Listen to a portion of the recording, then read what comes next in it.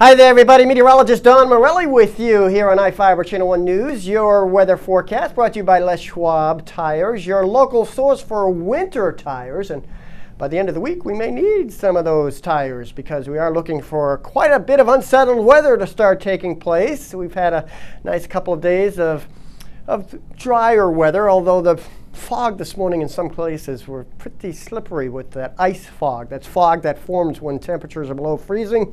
You know the drill, and had a little bit of that this morning, and we're looking for similar conditions overnight to develop. That's part of the headlines, but the big headline is quite unsettled weather developing by Thursday, Friday, Saturday. So showers starting to increase across the area Wednesday night, and then wet travel, occasional wet travel, and occasional snow, with the snow levels dropping down to 2,500 feet. So watch out for the passes if you're heading out and about by late in the work week. In the meantime, the extremes for the day today, 36 and 27 compared to normal, 39 and 25 here in Ephrata. And the records you can see way back in 1950, 55 degrees. And in Moses Lake, similar temperatures, although a little bit more in the freezing fog capability this morning, with the temperatures this morning in the 20s.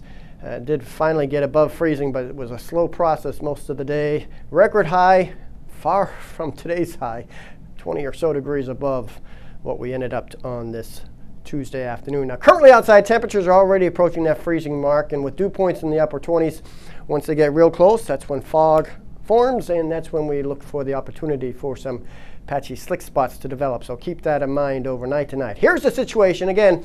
Past 24 hours, variable cloud cover. And we're seeing thicker and thicker clouds develop during the day on Wednesday. In fact, how thick? They'll be thick enough to produce some precipitation, particularly by Wednesday night, Thursday morning.